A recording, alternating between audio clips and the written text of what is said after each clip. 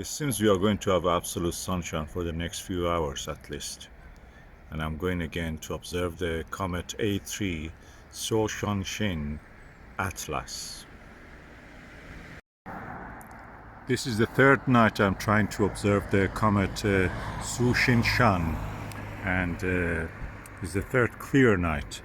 So let's see what we can do. At the moment it's moving away from the sun, and every day sets a little bit later and I get a little bit fainter. Oh, hallelujah, just beside the LED light. That is off. Because we can see. If it was on, we could not see anything. Look at that comet. I think the magnitude of it is now around 2.5 to 3. Oh, what it proves to me is that despite the light pollution, this is the one, this is the quasar LED light, street light, to blind the nation. Despite that, you can still see the comet.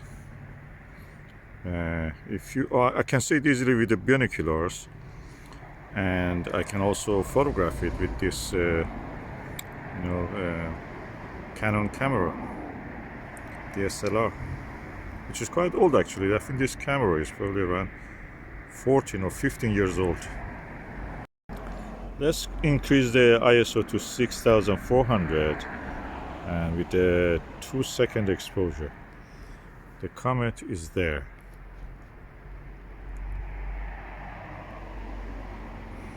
Let's see what we can do.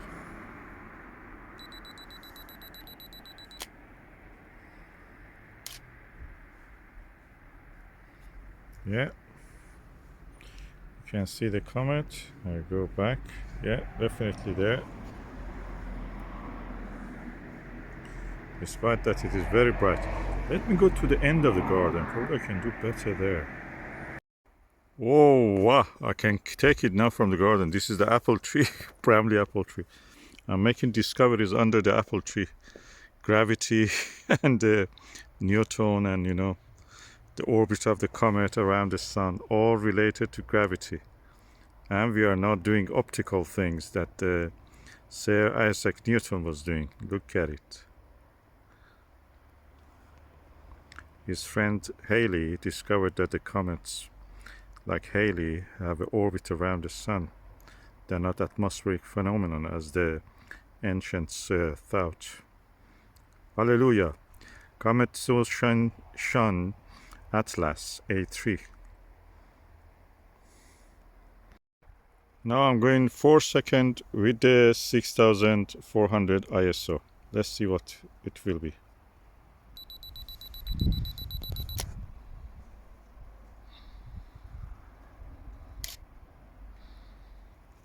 Ooh, wow. Let's see again closer. Oh, amazing. If I zoom on it, what will happen? Let's just zoom on it a little bit. But I may lose the focus, that's the problem. There is not very bright stars around it, and if I lose the focus, that's it. Okay, let's go 6 seconds and see what will be the result. ISO stays the same.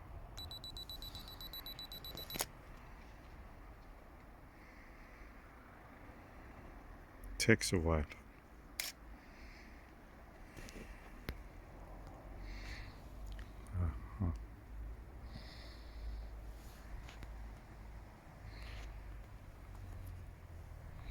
Yeah, definitely the tail is really big.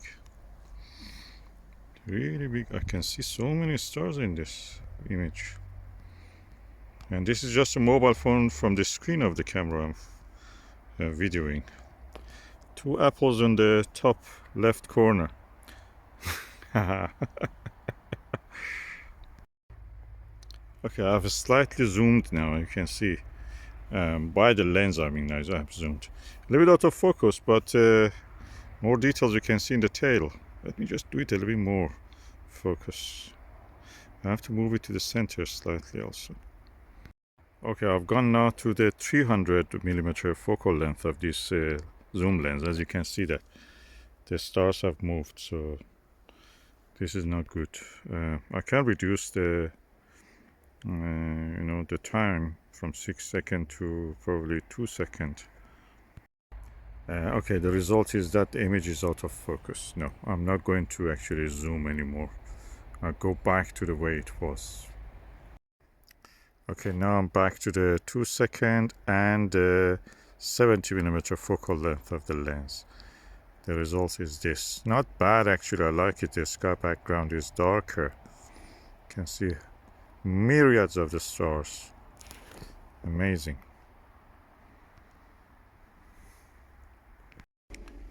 Now I'm going to 8 second with the ISO of 6400.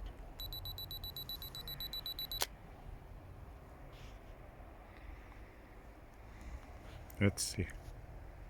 8 seconds is a long time. Oh, lovely. Let's just look at it. Oh, the tail is really big. Look at that.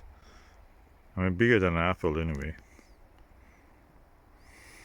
Which is now to the left. The branch of it is visible. Lovely. I like that. Huh?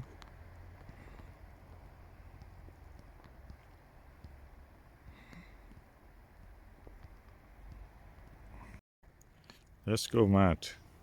10 seconds. That will be a long wait, but anyway, we may worth. Let's look at the street lights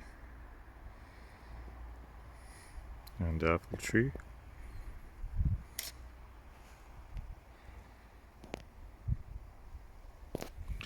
Let's go back to, oh yeah, yes. Of course, you know that this camera is astrophoto adapted. That means the infrared filter, IR filter of the sensor is removed. So it's practically everything is a bit red. It doesn't filter that. That makes it more sensitive for the nebula and such things, which is good for astrophotography.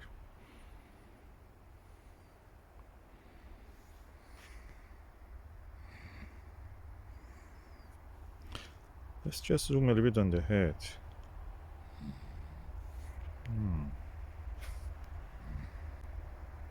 Nice.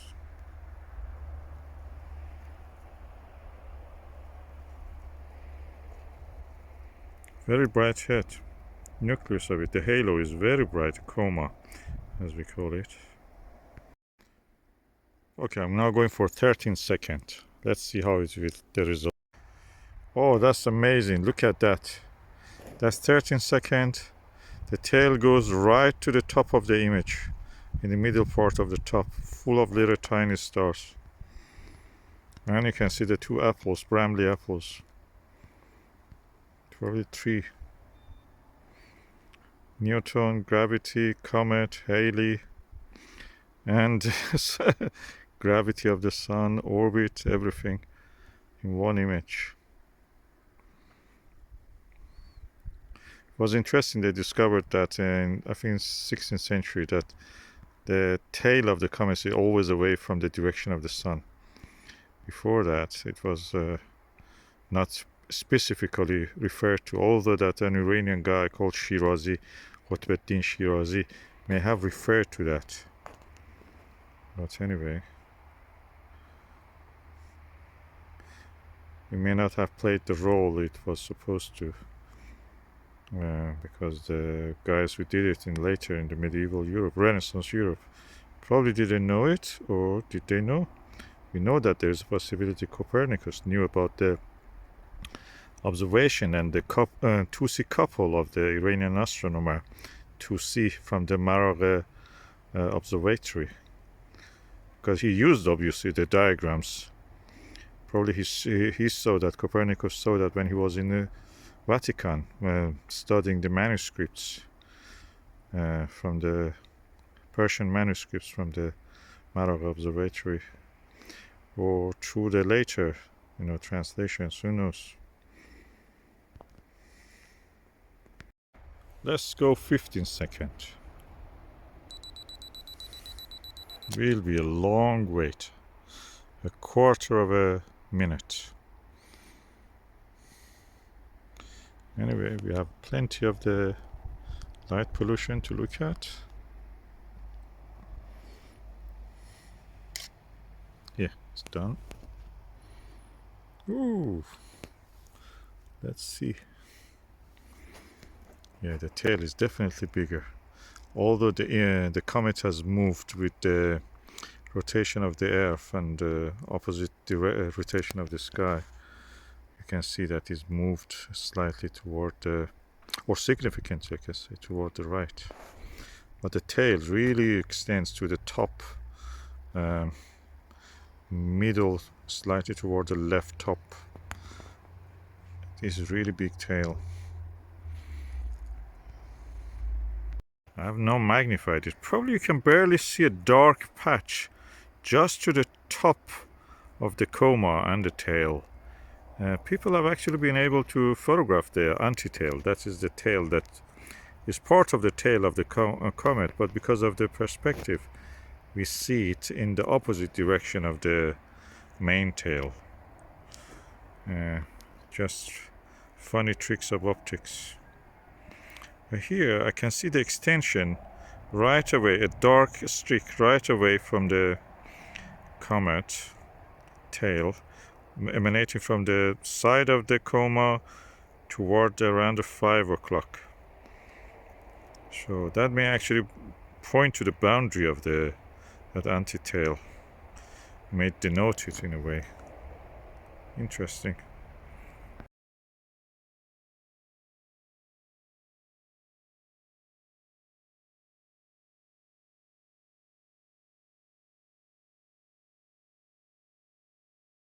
Let's go completely bananas and change it to 30 seconds.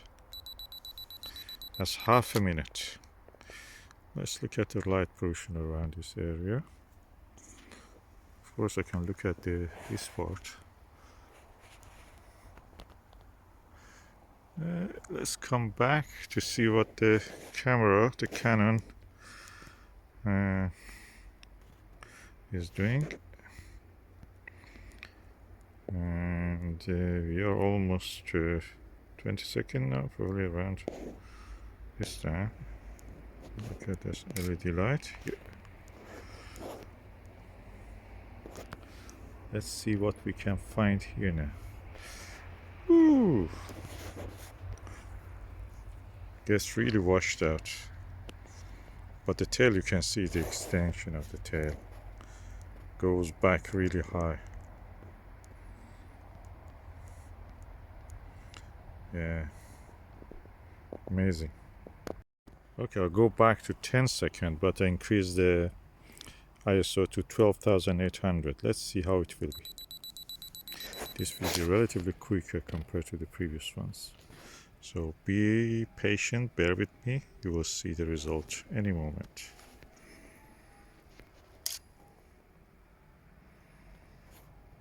Yeah, not bad actually. I like that. Yeah. You can see I've not changed the direction of the camera, so practically what you are seeing is the rotation of the Earth creating this movement of the comet. At the same time, we have to remember the comets move fast, especially when they are closer to Earth. And that sense that you can compare it with the stars beside it and just see the movement. It was very easy for me to see even 15 seconds visually with the comet Hyakutake when I saw it in the March, I think 1995 or 6. Yeah, that was a beautiful comet, the best comet I've ever seen. I don't think that that was the comet of the millennium.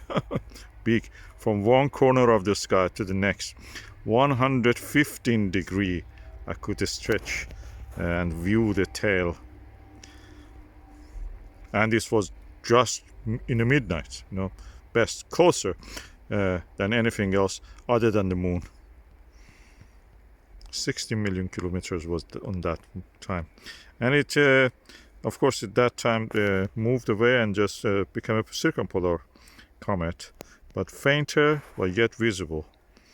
and there was no technology like what we have now. CCD cameras were very expensive, and only a few could afford it, and the normal cameras were not that sensitive anyway, or I didn't have anyway those kind of DSLRs who could actually photograph it. But visually I observed it, and I drew the tail of it on the Atlas that I had.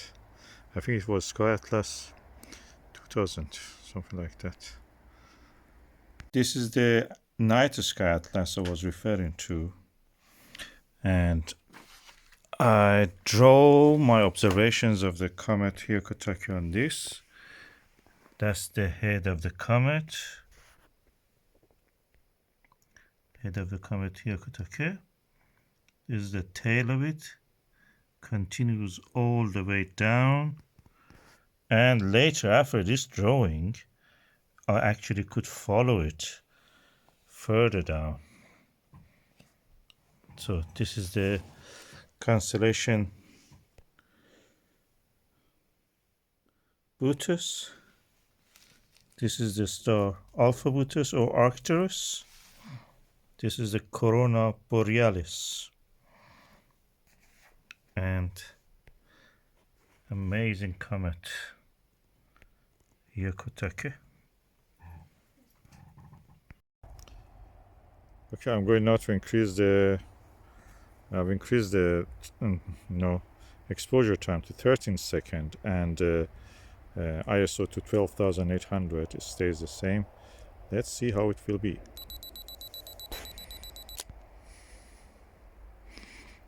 Darum, dum, dum, darum. Let's look at the light pollution again. I'm at the end of the garden, so you can see these things a little bit smaller light pollution. Ooh, let's just go back. The comet really moves, and I keep it the same so you can compare it when you see the movement. Also compare the movement of the head of the comet against the stars near it. I can say that the comet has moved. Actually, I can see that those two little stars beside it, to the lower left of it, are now more distant. But the tail is amazing. Look at the extension of it. Just for the sake of comparison, I'm going now to show you the Andromeda galaxy. This is a galaxy which was discovered by an Iranian astronomer called Al-Sufi. There is a crater on the moon named after him. This is 10-second exposure, 12,800.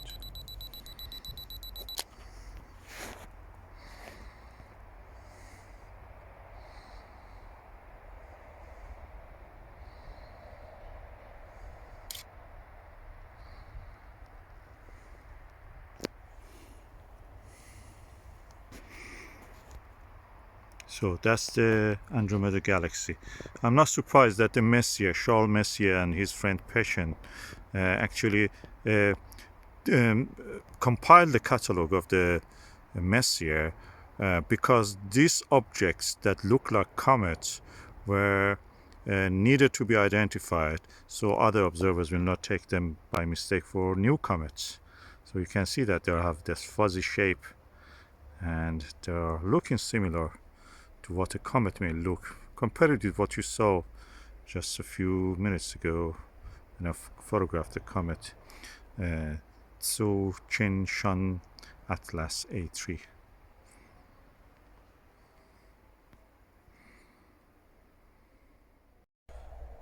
Okay, I've tried now to center the Andromeda Galaxy M31, Messier 31. Let's see how it looks. It is 13 seconds of exposure. Let's see how it is. Yeah. So you can see better the extent of it, quite large. You can see the halo around it, not just the central part. And I'm sure if I look carefully, I will be able to see the M32 and the NGC 205. Yeah, actually I can see that that's this notch here. Now you see at the center this Uh, yeah, that's the center. That's the M32.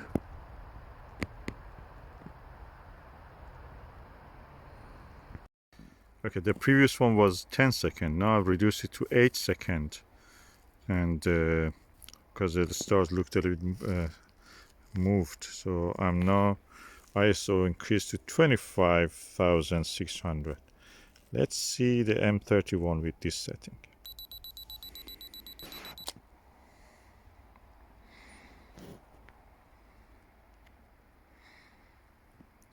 8 seconds.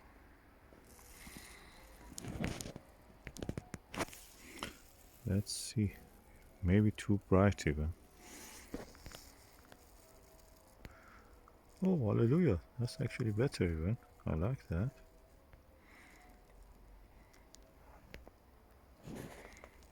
Nice details. Just with a, telephoto lens of 300 to 70. That is 70 setting of it, 70 millimeter setting. Practically equal to almost a finder scope. Okay, let's just with the same setting look at the Comet again. I love the sound of the church bells. It's so nice. They're practicing with the church bells. Beautiful. That's 8 seconds with 25,600 ISO.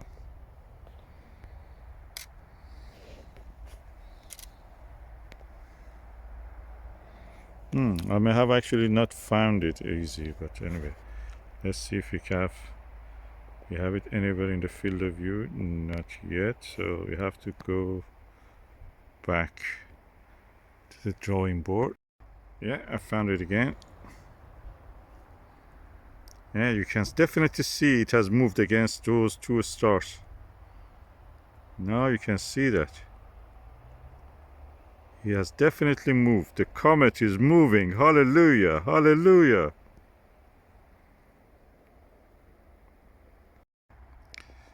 And now I'm back to the 12,400, I think it was. And you can see that, the tail of the comet.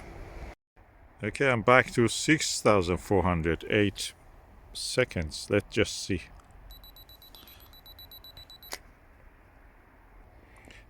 And this is the result. Beautiful. Lovely. Look at it.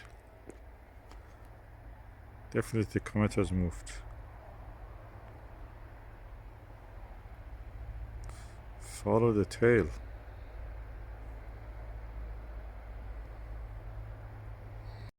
Now I will try to image it with a mobile phone camera.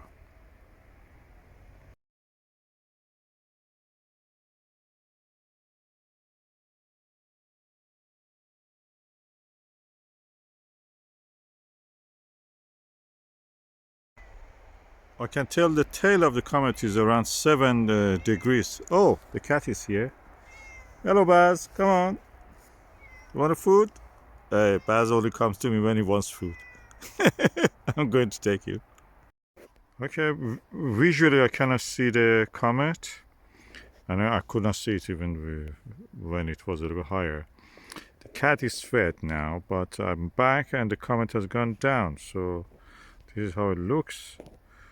And it's quite fainter because it's just close to that LED street light. The beautiful moon is rising.